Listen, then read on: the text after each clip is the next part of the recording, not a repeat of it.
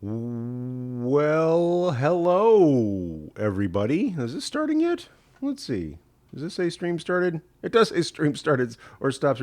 Oh, I better start talking. Okay, welcome everybody to the Monday morning Ask Me Anything section of the Jew Curious Show live. And so I'm delighted to have people here this morning. I see Trig and Karen from Suburban Pennsylvania. Did I get that right, Karen? Glad to see both of you here. So, welcome to the Jew Curious Show live podcast, and delighted to have people here on this Monday morning Ask Me Anything section. So, I'll ask people if you're just joining me, if you've never seen one of these shows before, this is not one of your typical 90-second YouTube videos on fun Jewish trivia facts like Catalite Hanukkah candles in 45 seconds or less.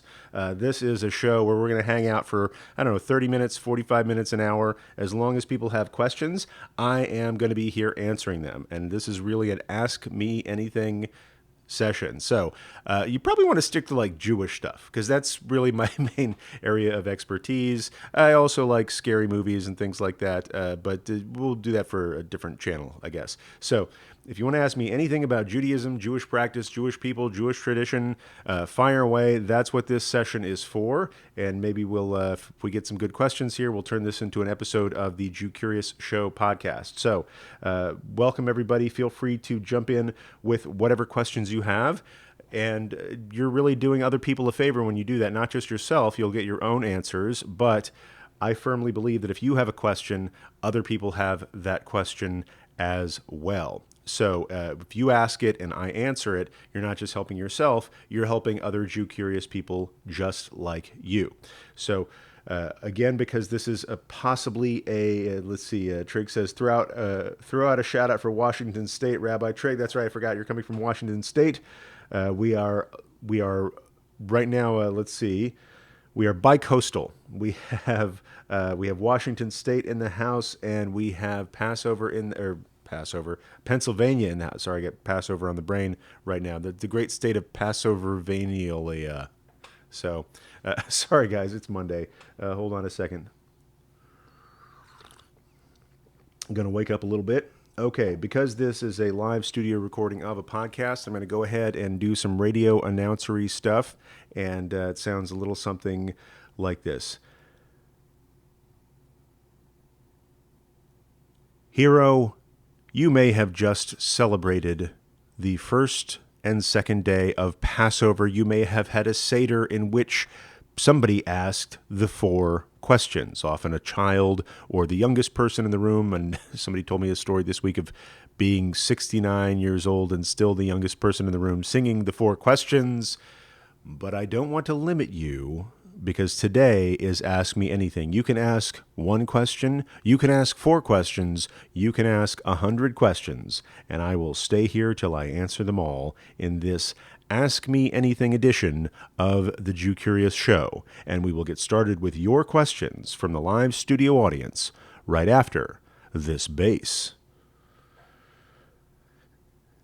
And we're going to take a little bit of silence print here now that we got the air conditioner going, just so I can edit out the static from the podcast.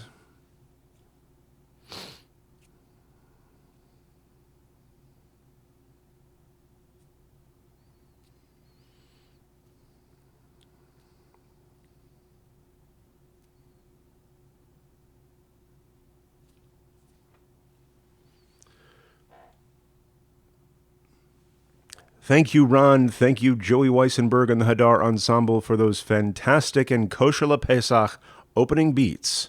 Thank you to the Thank you to everybody here in the live studio audience today. I'm glad to have Trig from Washington State and Karen from suburban Philadelphia, the city of siblingly love. I'm kind of an egalitarian here, so I'll go with that. I see Carmen coming in from Nevada, and we got some more people joining us as we speak. Hope you all have had a good Passover so far. Most of all, thank you, Hero, for listening to the Jew Curious Show. I want to take a minute just to give you a special recommendation, and that is, if you haven't already, to subscribe to this podcast. However you're listening to it, on whatever kind of device, whether it's through an Echo Dot, You can say subscribe to the Jew Curious Show podcast, or tap a little button on your phone. Let the internet overlords know that you'd like to subscribe to the show, because if you do, you will automatically download every future episode, plus have access to the complete archive of nearly 40 episodes that we've done so far. If you would do that, I would be much obliged, and you would be able to, and we would be able to learn together without you having to work too hard to download every single one all by your lonesome. So tap that subscribe button. Speak to your Alexa. Oh no, I just woke her up.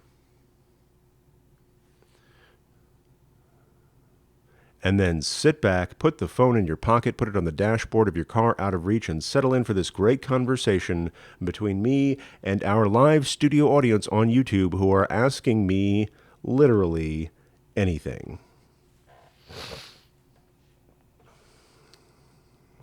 So far, I see some chatter in the chat about people's Passover Seder experiences. Karen shares, yes, even though I belong to AARP, the American Association of Retired Persons, I was the youngest at the Seder and got to ask the 4 questions on Friday night. Yes, you don't have to be a child to enjoy Passover. You just have to be the youngest to ask the 4 questions.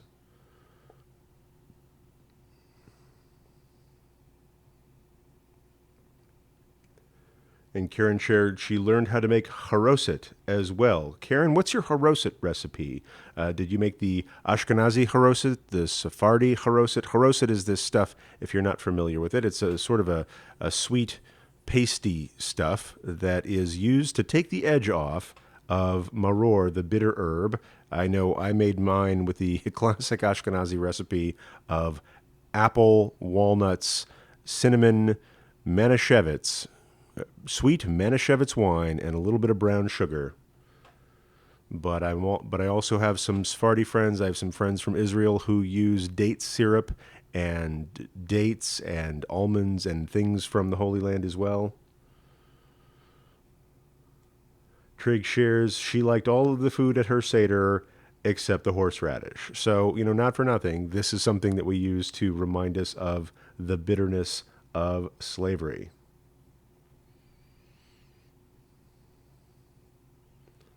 Karen says she made the mistake of chewing the horseradish on the first night, knew better on Sunday. I don't know if you could swallow a horseradish whole, but it is something to clear the sinuses with, I'll say that. So here are the rules of this Ask Me Anything section. There are no rules. You may ask me anything. I will do my level best to answer it as a rabbi would answer those things. Again, if you want to ask me about pro wrestling, I'm not very knowledgeable in that regard. I know that there's somebody known as the heel, who is the adversary in pro wrestling. I know a little bit about Star Wars, a little bit about Star Trek. I will express no preference on this show. I don't like to get into politics. I mostly know about Jewish stuff, so ask me anything in that realm for your optimal results.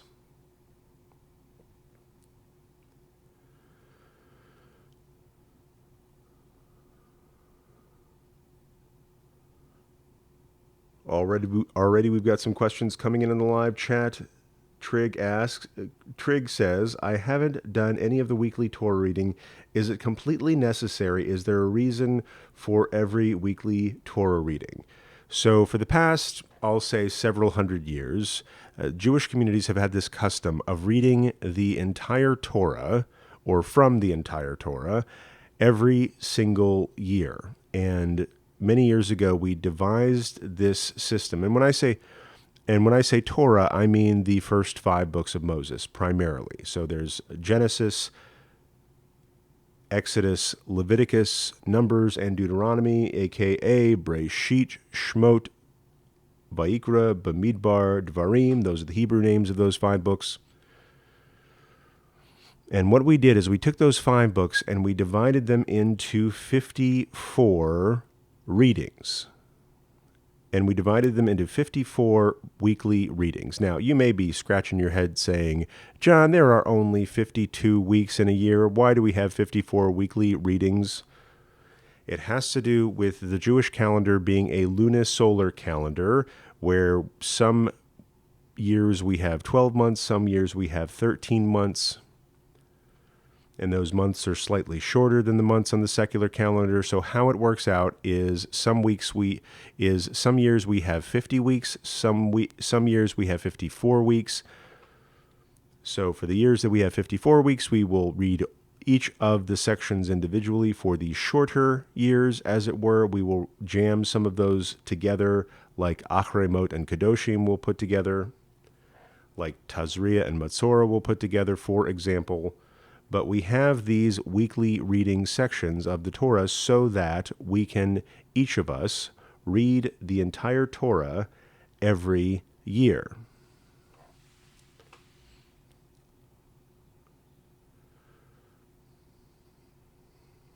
Now, this goes back to the days of Ezra and Nehemiah, the final prophets in the Tanakh, the Jewish canonized scripture, who declared that we should read the entire Torah in public to everyone. Man, woman, and child should be able to hear the words of the Torah. And they said we should read the entire Torah out loud every 7 years, right? So this wasn't exactly the same frequency. Over the years, it evolved that they thought, okay, as long as we're getting together in synagogues, we can read the entire thing every single year. Many years ago, I was in a synagogue service being taught by Rabbi Castle Abelson, who is the Rabbi Emeritus of one of the synagogues I call home, Bethel Synagogue, Congregation Bethel in beautiful St. Louis Park, Minnesota. And Rabbi Abelson is on in years, I'll say, but he spoke of his childhood in which he asked his father, who was then a rabbi also, why do we read the Torah every single year? Every single year, why do we read the same book? And his rabbi said to young, almost Rabbi Abelson, yes, son, every year the Torah is the same, but you are different. And so every year when we go back to the same passage, we bring another year of life experience. We bring whatever current stuff we got going on to that reading. And I'll say, just for my own part, every year when I read a given section of the Torah, I take something different from it because I am a different person. I am a year older. I have a year's worth of life experience, or I might be going through something in that moment that I wasn't going through the first, let's say, 30 times that I read it. So we have these weekly Torah portions. So we have these weekly Torah portions so that we can review the entire Torah every year. Are you missing something if you're not doing it? I'll say it this way in the positive. No Torah study is wasted, as it says in the Mishnah Brachot. When you can let yourself get in, how do I want to put this? What I find perhaps most inspiring about this weekly Torah reading is that it is a common cycle for all Jews everywhere. There's some discrepancy, from a week or two here or there. It is a little bit different between the diaspora and what people are reading in Israel, but then it corrects itself just based on the holy calendar. But for the most part, every single week, every single Jewish community is reading the same passage of Torah. We are literally on the same page. And I think this serves as a powerful connection to Jewish and Jew-curious people throughout the entire world. The other nice thing about this is when that parsha comes up, you can usually get all sorts of contemporary commentary from rabbis around the world of different denominations. Every week I talk about the Torah portion of the week from my own perspective, but you can learn with me. You can learn with rabbis in Israel. You can learn with rabbis in Teaneck, New York, or in Teaneck, New Jersey, if you want to. But the whole Jewish world is talking about that parsha at the same time, and you can just step into that river of Torah. You can dive into that learning with people just like you. And so if you haven't been doing it, that's okay. You can jump in at any time. I'll say once you do, you will find this additional community of learning to be surrounded with that will help you with your own personal growth. That's my firm belief and my recommendation to you.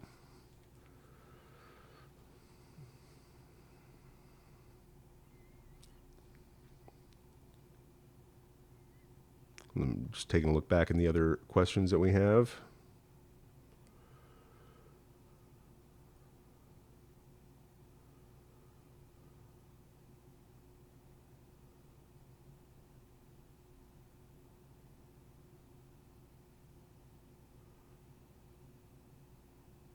Carmen says she's enjoying the leftover matzah with cream cheese. So that's a favorite in my household of longstanding is matzah with cream cheese and jelly. There are not lots of nice fruit spreads that you can get that are kosher for Passover. So I like the matzah and cream cheese.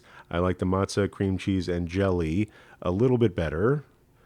And I'll share, and I've said before, I also like matzah pizza. That is, you take a little matzah, you top it with some spaghetti sauce or or kosher for Passover pizza sauce, and then you sprinkle some mozzarella cheese on there. You put it in the toaster oven. You put it in your oven. I'll hit it in the microwave for a minute. Maybe with a little Parmesan in there as well, and whatever spices you like, and even pizza toppings, if you will.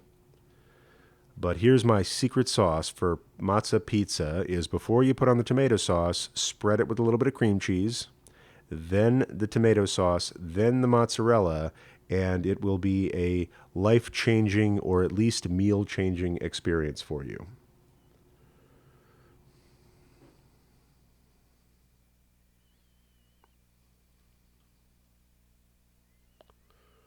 Good to see that Miriam from New Hampshire has joined us.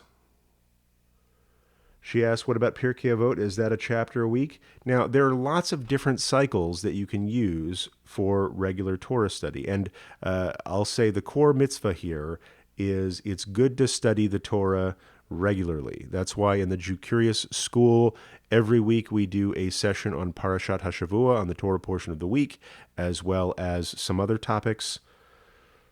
There are other cycles of learning that people have so that they could get through large bodies of text. There is a custom of learning a Mishnah a day or a chapter of the Mishnah a day. There is a pattern out there of learning a chapter of the Mishnah Torah from Rambam, from Maimonides, every day.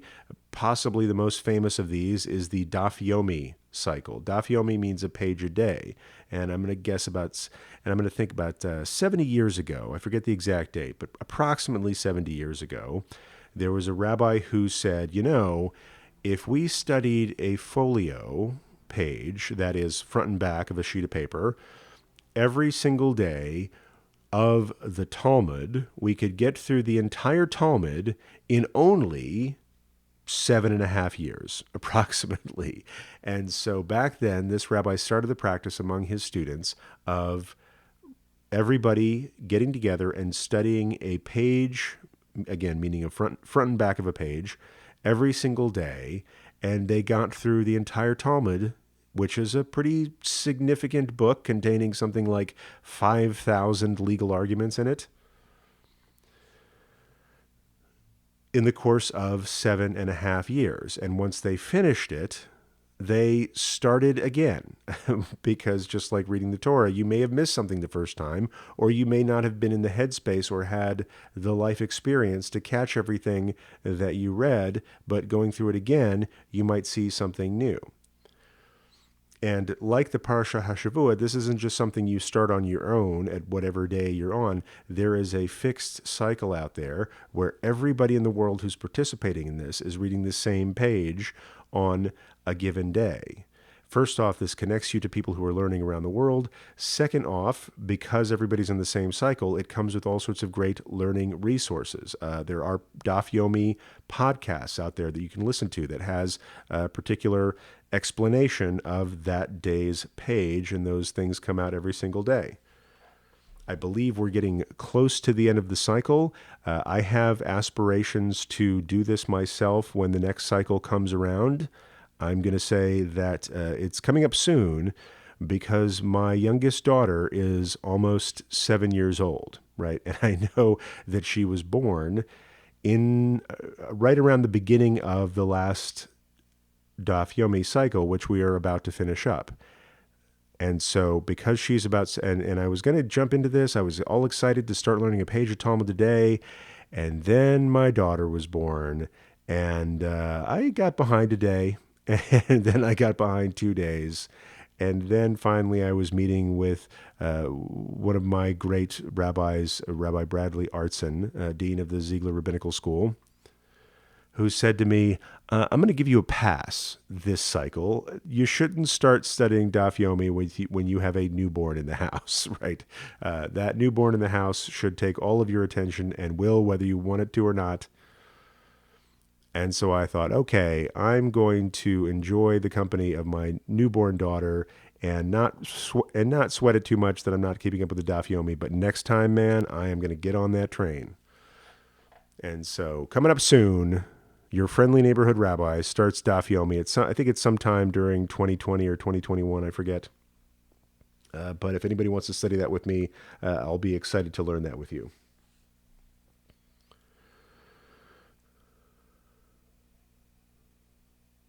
Welcome to Val, who's joining us from southwestern Florida. Nice to see you, Val. I saw Budrod too here from Georgia as well, who likes my idea of putting cream cheese under the sauce on matzah pizza.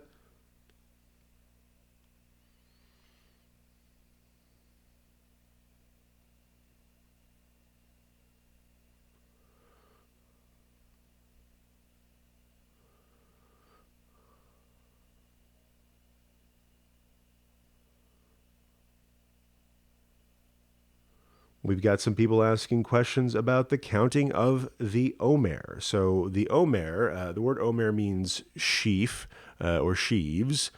This goes back to the fact that Passover is also marking the beginning of the season of the spring barley harvest. And so there's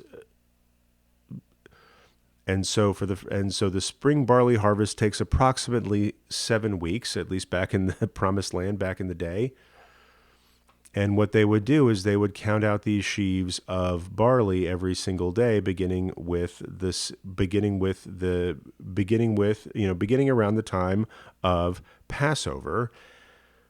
But once we instituted the Jewish holidays, once we've got the Passover, which again started with the Spring Harvest Festival, but we added to it the study of our exodus from Egypt, and we also began observing the holiday of Shavuot, or weeks is what the word Shavuot means. That marks the receiving of the Torah at Mount Sinai, and these are approximately 50 days.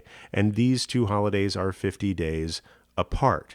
And so beginning the second night of Passover, we start doing something called counting the Oh Mer, or counting the sheaves. And so we count the days for 7 weeks plus 1 day, and that comes out to 50 days. So for the next 50 days, we count those days. And I heard a wonderful interpretation of that this week during Passover services, that not only are we counting the days, but we are making sure the days count, right? Every single day between Passover and Shavuot, we're encouraged to make it count for something. How are we improving the world? How are we improving ourselves? How are we improving our knowledge? Or what kind things are we doing for other people? How do we make each of those days count? And this period also has special significance for me, because how I always phrase it is, look, on Passover, we are declared to be a free people. We can do anything we want. But when you can do anything you want, the next question is, what should you do? Right? How is a free people to live their life in the best possible way? And to me, Shavuot is the answer for that, because on Shavuot, we celebrate receiving the Torah, or what I like to call a guide to life for a free people. So over the course of these 50 days between Passover and Shavuot, we have this kind of interzone, this kind of liminal space between freedom and the responsibility that comes with freedom, and we count those days between freedom and responsibility. And so Miriam is asking, what prayers and blessings do we say during each day of the Oh Mer? These are prayers that you can find in the Haggadah or in a Siddur. The Haggadah usually has them because it's part of the second night Seder if you're marking a second night Seder. But I would advise you to take a look in a Siddur or a prayer book, and it has a specific formula for counting the Oh Mer. That is, every night as a part of Mariv or after dark at some point, we're encouraged to say, I am counting this night of the Oh Mer. It is this particular day of this particular week of the Oh Mer period. I will also interject that in the time of the mystics of the Kabbalah, mostly in a lot of this literature came out of the sort of the medieval period in Sfat in Israel, people began connecting different weeks of the Oh Mer with different of the Sfirot, the different heavenly realms, if you will, and each day within that, another aspect. So given what day it was, on what week it was, that day of the Oh Mer was ascribed to a particular facet of the heavenly realm. And so there are lots of resources you could look up counting the Oh Mer from a mystical perspective. Just put counting Oh Mer Kabbalah into Google and you can find those. But if you want to know the specific prayers, just take a look in your Siddur or your prayer book, look in the index for counting the Oh Mer, and it will tell you exactly what to say. In a very simplistic way, it's saying this is day X of the Oh Mer, which is the Y day of Z week. And once you've done your counting, you have accomplished the counting for that day. There are a couple of different legal traditions around this, saying that once you have missed a day, you may, one tradition say, so there are a couple of different legal traditions that go with counting the Oh Mer. One says if you have missed a day, you have sort of failed Oh Mer, or not necessarily. Maybe once you've missed a day, you can no longer get back on track. Meaning, once you've missed a day, you might as well not count the rest of them because you've exhausted your possibility of counting the Oh Mer and you can't do it again. One of my teachers and a great scholar of Jewish law, Rabbi Aaron Alexander, wrote a legal response saying, no, in fact, you can get back on track. Once you have missed a day, you can begin again at any point and continue to count the Oh Mer, and it's as if you've been counting it. I don't want to misquote him, so I won't say that. But you can get back on track and keep counting the Oh Mer. And this seems to me to be a lot more inclusive position. It acknowledges the reality of human life, that sometimes we're on a flight or life comes up, somebody's in the emergency room, God forbid, or you just forget because you have a human brain, and sometimes human brains forget. And so really depending on who you're learning with, you could listen to the rabbis who say, nope, once you've stopped counting, you can't count anymore. I prefer the position of Rabbi Aaron Alexander that once you have that if you forget for a day or so and you want to get back on track, you absolutely can. And I agree with this because for me, the great arc of Jewish law and God's grace tends toward forgiveness and encourages tshuva, or encourages self-improvement and correcting our mistakes.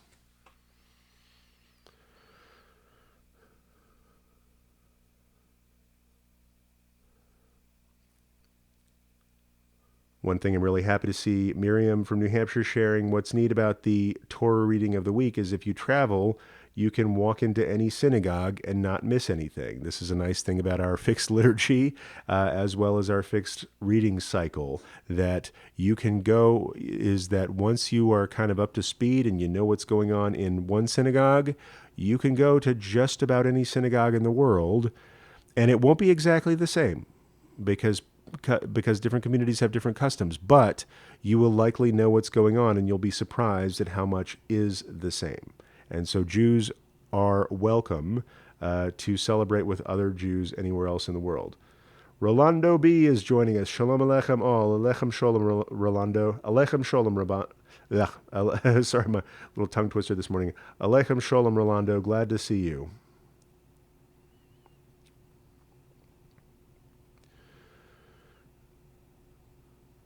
Miriam asks, jumped ahead, sorry, in the chat a little bit.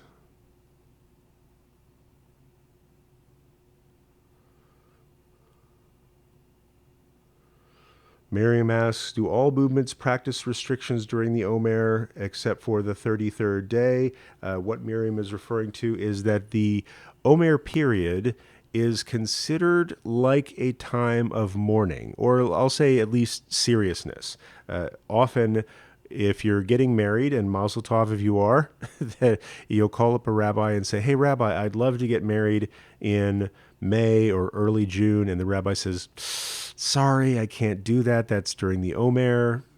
And you'll be like, what's up with that? I already booked a catering hall. What's going on, Rabbi? There are auspicious and inauspicious times during the Jewish calendar for celebration, including weddings, including concerts and things like that.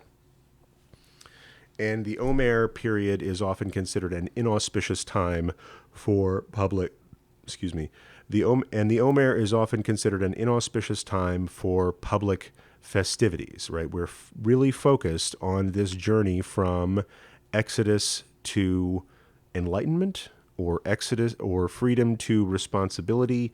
And this is considered a time that we don't go all out with public celebrations for these 50 days. An exception is the 33rd day of the Oh Mer, often called Lag BaOmer, because the letters Lamed Gimel together make the number 33. So this is sort of called by its word, kind of sort of like Tu B'Shvat or Tisha B'Av. Sort of like Tu B'Shvat is the 15th of Shvat. Lag BaOmer is the 33rd day of the Oh Mer.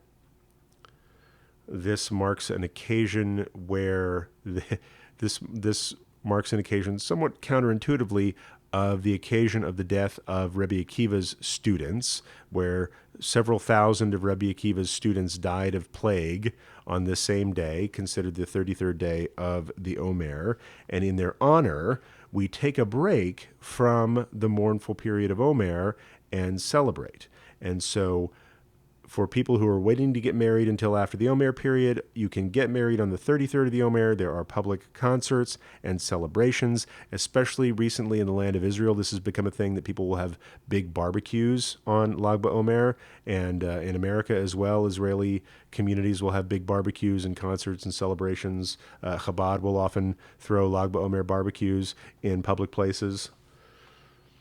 And so the 33rd day of the Oh Mer is this sort of special happy day among 50 serious days. So just so you're aware of that. But Miriam's original question was, do all movements practice these restrictions?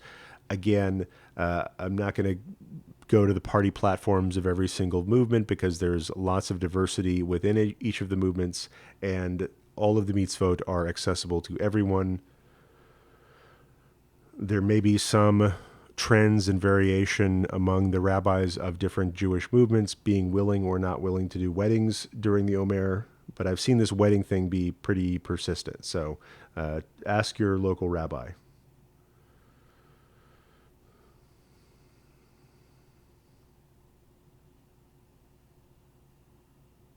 Ruthie's chiming in. Good morning, family. Wow, I love this. This is really a fam that we've come up with here in the Jew Curious community. Glad to see you here, Ruthie. And Teresa is here from Cyprus. Hey, high five, Teresa. I think we've just gone from bi-coastal to international, y'all, in the Jew Curious show.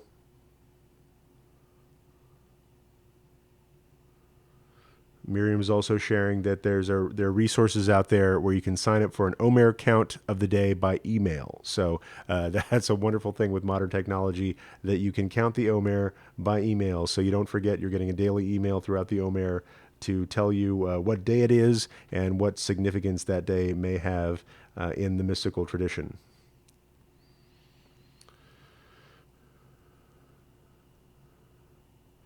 Trig shares, I have family that has sent me Easter cards. Do I send Passover cards or Easter cards to my family? Goes for other Jewish holidays.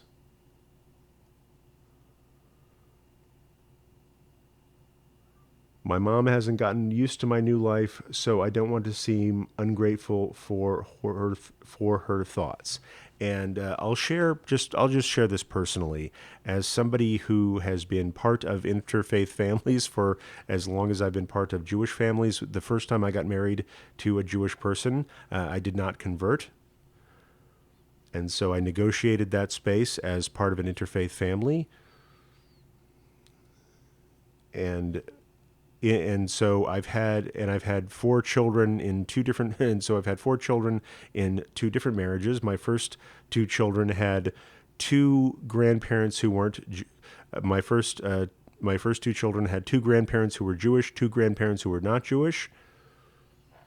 And in my second marriage, I married somebody else who converted, and so my other Jewish children have four grandparents who aren't Jewish. And so we've always been negotiating this. I've been a parent for over 23 years now of children who have non-Jewish grandparents. And how do we negotiate this in a loving family?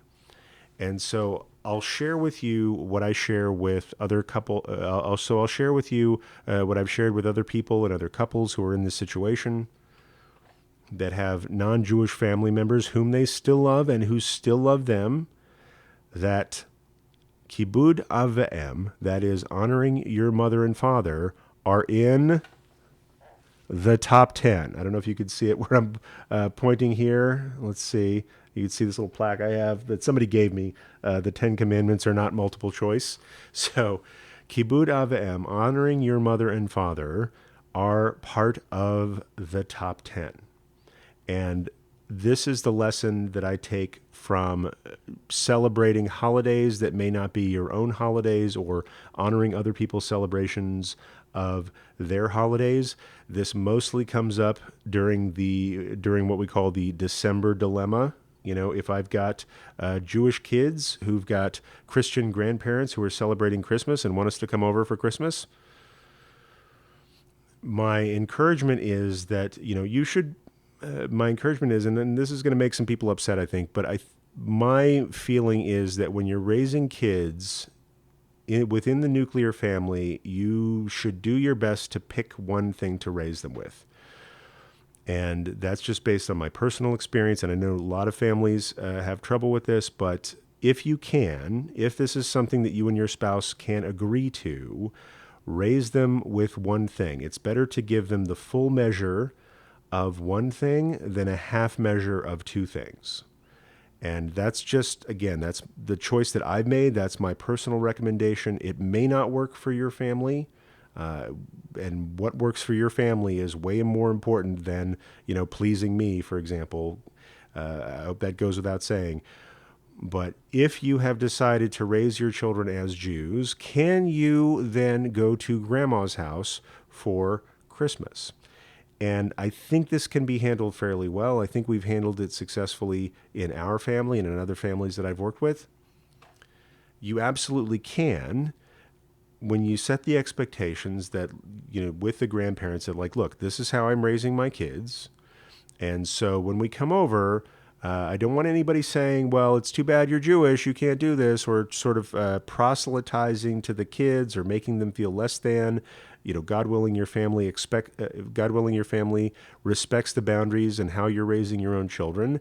However, I don't see anything wrong with going over to Grandma and Grandpa's house during their holiday and celebrating with them to a certain extent. You're not necessarily assenting to the truth claims of their religion.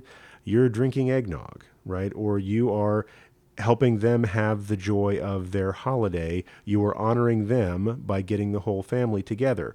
And as long as this isn't seen as a battle between two religions in the household, as long as everybody's respecting each other's boundaries as far as parenting and child raising is concerned, then this can be done very well. And what you are doing when you visit your family during their holidays, whatever those holidays may be, you are honoring your mother and father. And that is a Jewish value. In fact, it's in the top 10. And so if people are sending you Easter cards, I wouldn't say, oh, please stop sending me Easter cards. That's not my thing. That's how they're expressing their faith, right? That says nothing about your faith. They're expressing their joy over Easter. And, you could let them know, hey, I'm celebrating Passover and and my Christian relatives have started sending me Passover cards. And I don't necessarily send Easter cards because not for any theological reasons. I'm just really bad at sending cards. That's why I married somebody who's good at sending cards. So, you don't necessarily have to send them Easter cards, but you don't have to, shut them down and say, nope, Easter cards are not for me. Just let them celebrate their holiday their way. And God willing, they respect your celebrating your holiday your way. And you can still be in the same family because you have something that goes really deep, and that's a family connection. And Judaism has always recognized the power of those family connections. And so there is a border of kibud av v'em. You're not supposed to necessarily honor your mother and father's request that you eat pork, or honor your mother's and father's request that you not practice Judaism. The general idea is you can celebrate with them, you can break bread with them, you can have family time, as long as they're not pushing you away from what it is you're choosing to do on your Jew curious path. And so that is and I'm not gonna sugarcoat it. That can be a delicate, anxious negotiation throughout your life. And I've had some hard moments with my family where they felt alienated. They felt my choice to practice Judaism was specifically a choice to not follow a path that they love in a way that offended them. Like I was doing this against them somehow. But as we continued being in a family together, and I let them know, like, I'm not doing this because I hate your thing. I'm doing this because I love my thing. More and more of them respected that. And we still get together as family, and I'm the Jewish one at the family reunions. I have to share this moment. A couple years ago, it was the last time I saw my Aunt Susie. And my Aunt Susie was kind of the matriarch of that side of the family. I think when she passed, there were, great-grandchildren and great-grandchildren. All I know is when I went into the Baptist church for that funeral, literally half of the church was related to my Aunt Susie. And she was a very devout Christian woman. And throughout her life, she was a lay leader in the church. She was, very close to the pastor. And this was a church funeral. But the time that I saw her before that, I was at her house visiting for just kind of a family reunion situation. And there was one room in the house that was just decked out, floor to ceiling, wall to wall. Every possible space was family photographs. And I loved going into this room to see baby pictures of myself, baby pictures of my children, baby pictures of all my cousins, baby pictures of my dad, just generations of photos decked along the walls. And I would go through and look at our family history in photographs. And one time this was Aunt Susie's bedroom. And so I went into her bedroom to look at all these pictures, and she comes into the bedroom. And in her later years, she had a little bit of challenge with memories. And she came up to me and she said, I heard that somebody in this family was a rabbi. And so my family's all from East Texas, so we say rabbi. Somebody said that somebody in this family is a rabbi. Is that you? Because I just think that's wonderful. And I said, yeah, Aunt Susie, that's me. And she gave me a big hug. And I knew that she had, on the one hand, deep belief in a religion that I don't feel connected to, but on the other hand, she was very proud of me for what I had come to accomplish in my studies and the role that I had in an entirely other faith. And so that's not guaranteed. It's not going to be perfect. There's going to be some tense moments. There may be years of tense moments. But as long as you can look at honoring your parents, not as honoring necessarily their faith, but honoring your parents and celebrating with them, you can get, I'll say, a lot done. You can get a lot of family connection and salvage it from these ideological battles that do happen and do break up families. So I don't want to sugarcoat it. This can be hard. But I truly believe that honoring your mother and father, honoring the traditions of other parts of your family, you can honor them without agreeing. You can honor them without celebrating or believing what they believe, but you can honor the people, and that is a Jewish value. So I've been on a tear about that for a little while now. So I'll see, what else is going on in the chat. Sorry, I get just a little waxed into, carrier family traditions.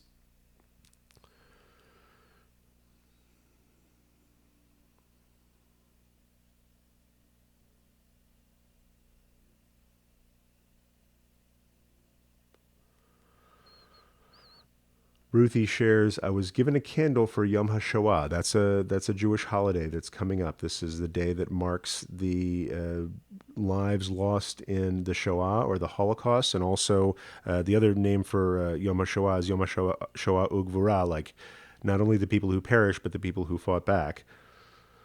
But Ruthie was given this card with a 5-year-old girl's name that was taken at Auschwitz. When do I light this candle? And is there a special prayer that I say for her? So this is a candle. Often these candles are distributed in Jewish communities during Yom HaShoah, that people will light a candle, and this is follows the custom that we light something called Yartzeit candles.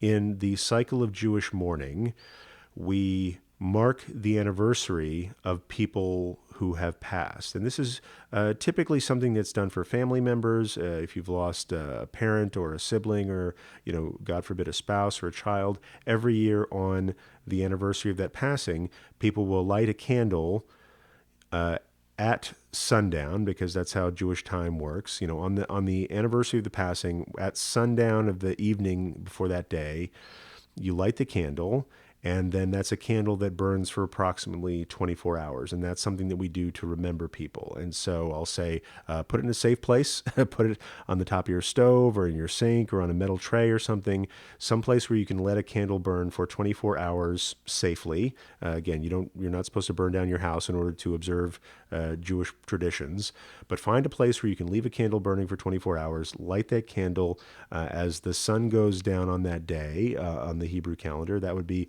on Yom HaShoah. Find out when Yom HaShoah is, and then Erev Yom HaShoah, as the sun's going down, light that candle, and then let it burn. That's when to light the candle. There are, we light these candles with intention. Some people add prayers to them. Some people might say the Kaddish prayer, for example.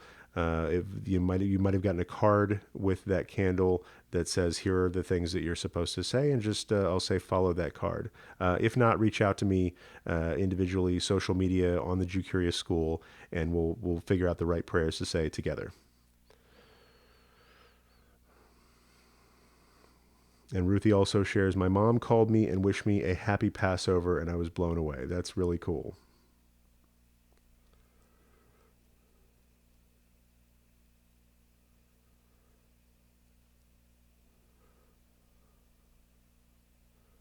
I'm seeing people share in the chat about Easter eggs, and is there any relation to the egg on the Passover Seder plate?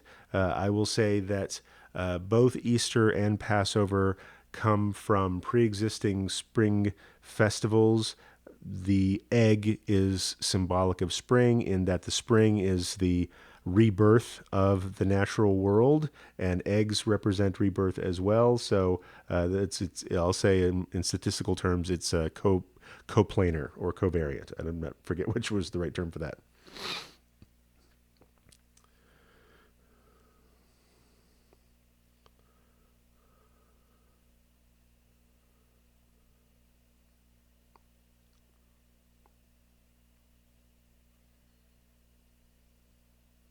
And Miriam shares, remember a third grade Easter egg hunt in our classroom. Teacher forgot that one that wasn't found, smelled it weeks later. So that's always that's always a risk when you're hiding things around the house.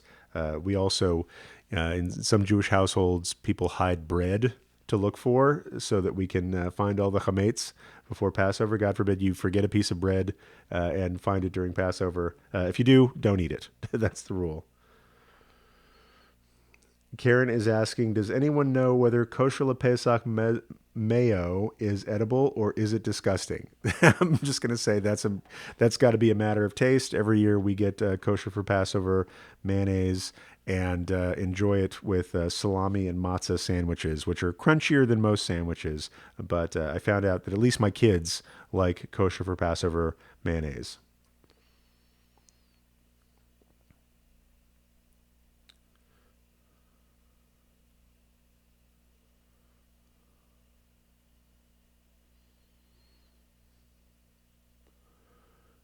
And Val from Florida is sharing that her mom is a little hurt that they're celebrating different holidays this year. She doesn't want to talk about it yet, so I will wait until she's ready. And I just want to send you a hug. I just want to send you a virtual hug. I know that that can be hard. There was a point at which my parents were not thrilled with my decision to become Jewish. And I realized over the course of years after that that it wasn't uh, maybe about me and them. It was more about every parent, I think, wants their children to love the things that they love, right? That the parents love. Something that is meaningful for you, you want to be able to pass it on to your children and have it be meaningful for them as well. And when there's a disconnect there, it causes pain. And so when I became Jewish, I think my parents experienced that painfully and didn't tell me right away. This only came up, I think I've mentioned this in other contexts. This only came up years later when we were fighting about something else and we were having one of these kitchen sink family fights where you start arguing about one thing and then you're arguing about everything that anybody's ever been upset about. And then they said, by the way, we weren't crazy about it when you became Jewish. And I was like, whoa. We've been fighting for about 20 minutes at that point when that came out.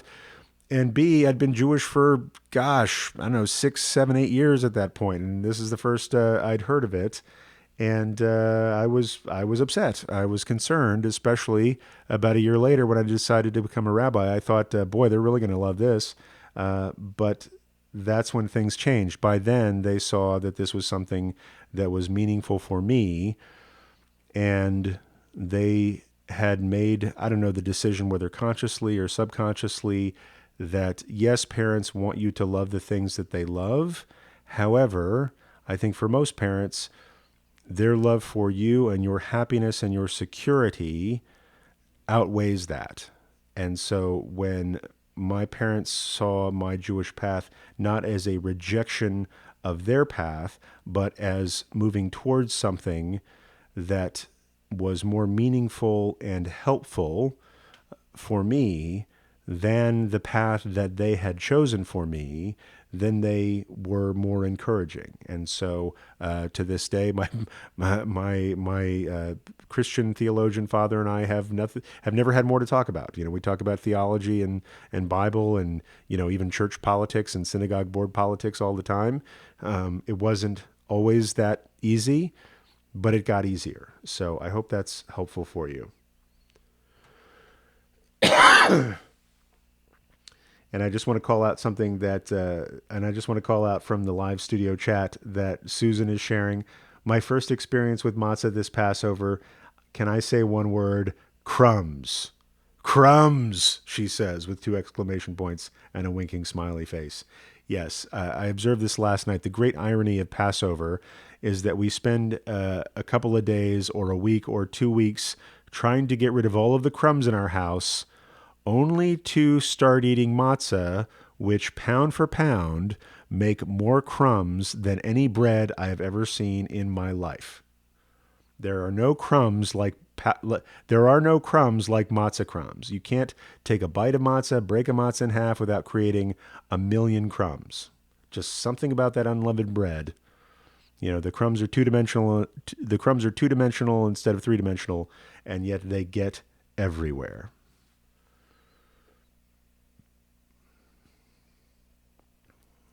And so now that we've eliminated all the crumbs of hametz from our house, we have twice as many matzah crumbs at least. We have twice as many matzah crumbs at least. But hey, that's how you know it's Passover. So listen, everybody. Let's see.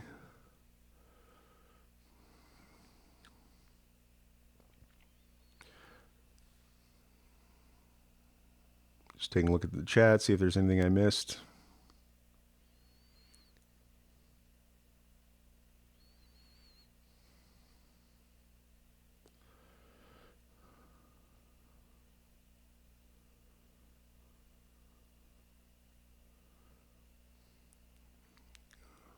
Caleb Rahino is asking, do I have a video about how I transitioned, quote unquote, theologically? I will say there's an episode of the Jew Curious Show podcast. I forget which number it was, but I'll link it up in the notes to this video.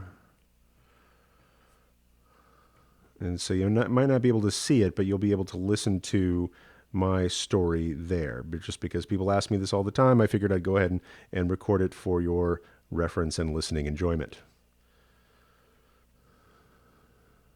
I'm just making a little note there to put it in the notes. Sometimes I say I'm going to put something in the notes and then I forget to, and I apologize for that.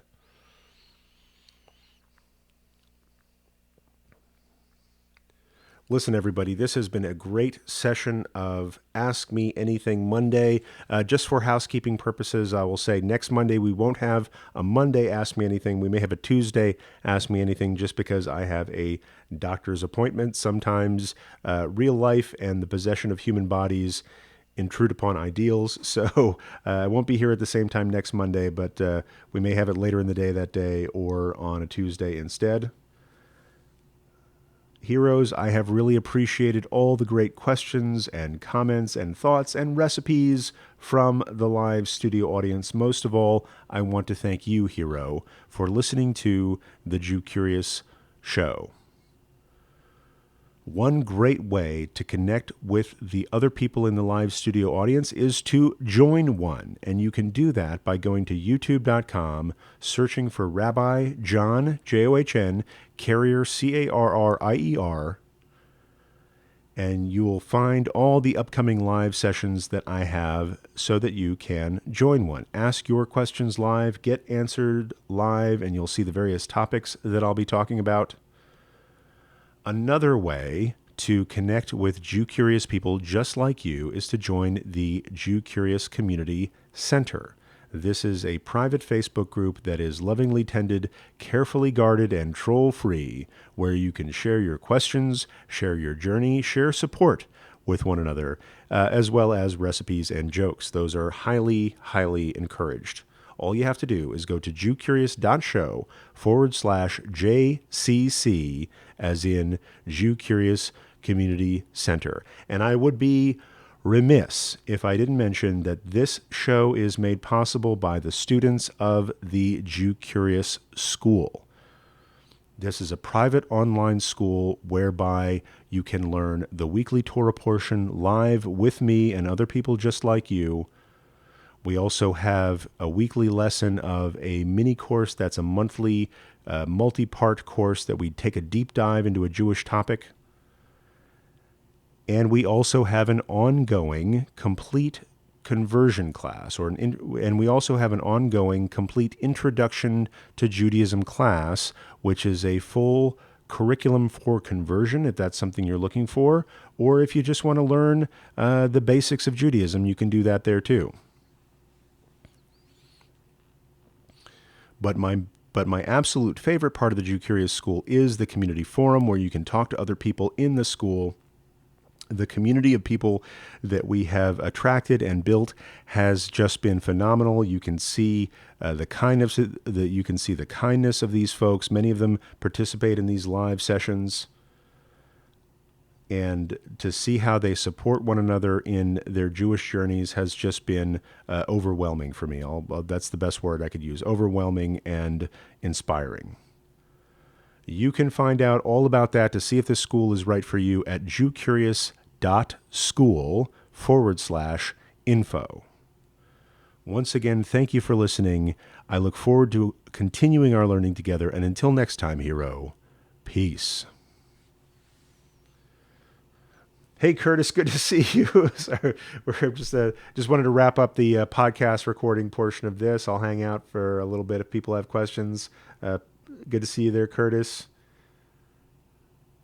Val says, have a wonderful day. Thank you, Rabbi. Thank you, Val, for being here. Thank you, everyone, for your thoughts and considerations, says Trig. We have some chats about tuna salad and salmon. Some people aren't fans of tuna salad, say tuna tastes like cat food. I'm not, I don't disagree with you necessarily. I won't eat tuna straight out of the can, but I do make a pretty mean tuna salad. So I go with I forget if it's a Mark Bittman recipe or a Julia Child recipe. I'm a kind of a foodie myself. And so when I make tuna salad, I don't necessarily make it out of mayo. I follow Mark Bittman and make it out of olive oil instead, or olive oil and a little bit of lemon juice. So that's how I make my tuna salad. You do you. I like to add some capers and some shallots in there because I'm kind of fancy. But there are different ways to do it.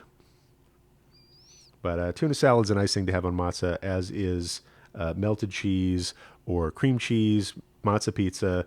Another favorite recipe of mine is matzah with kosher for Passover mayonnaise, as we've been talking about, and salami, and some of those kosher for Passover salami. I don't eat a lot of salami during the year, except on Passover I do. And I think I'm already feeling the palpitations from that, if you will.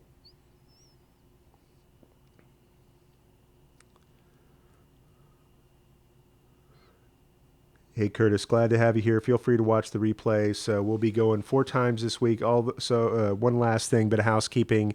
Because this Friday is considered a Chag day, that's a festival day of Passover, we will not have a show on Friday. We had a show today. We'll have our Parshat HaShavua, our Torah portion of the week class, on Thursday. And still need to pick a couple of topics for this week. So we will be having a show tomorrow at 9 a.m., Wednesday at 9 a.m. and Thursday at 9 a.m., but not Friday at 9 a.m. If you want to learn with me on Friday at 9 a.m., I'll be in Pasadena Jewish Temple and Center at 9:30 for a festival morning service there. So really glad to learn with everybody today. Thank you for tuning in. Always overjoyed that people keep coming back for this kind of learning, and just really, really impressed at how kind and supportive everybody is to one another in the chat. That's what I am most proud of here. So thank you, everybody, for doing that. And until next time, heroes, peace.